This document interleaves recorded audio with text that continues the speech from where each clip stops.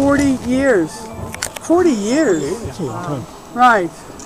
Now, here's the thing. Let me explain that the name Bethesda is not correct in terms of the Hebrew.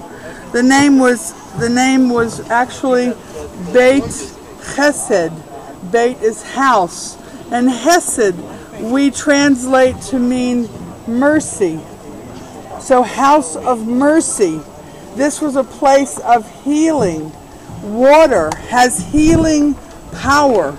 If you are thirsty and you drink, don't you feel better?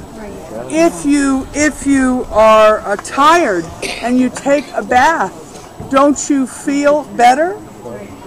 Water has healing power, even in a very simple way like that.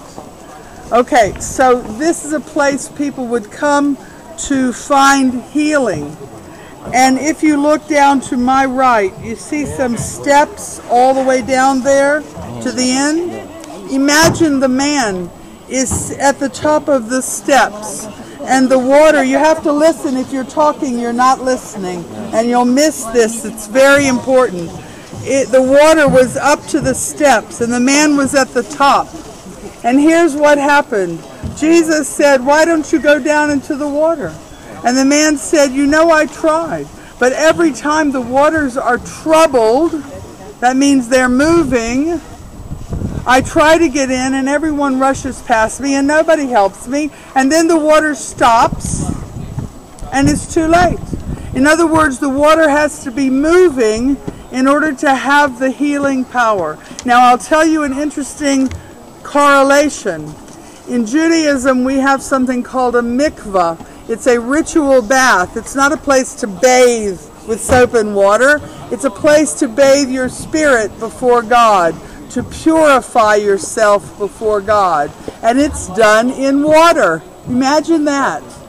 You see? And in order for the mikvah to be appropriate, to work, the water has to be what's called living water, which is rainwater, and rainwater is what would fill up these pools, yeah? And the water must be moving. So the water is channeled from cisterns, which hold the rainwater, through into the mikvah, the bathing pool, and out again, so the water is moving. And that's where the purification idea comes from, that the water is moving. So it's the same thing, you see? That if the water is moving, it has healing power. Now what happened? Jesus looked at the man and said, "But do you want to walk?" And the man said, "Of course I want to walk." And Jesus said what? "Then get up, take up your mat, and walk. It's up to you to be healed. Don't wait for somebody else to do it for you. It's up to you." Basically is what he said. And that happened right here. These are the pools of Bethesda. This is the northern pool, and the southern pool is just down there.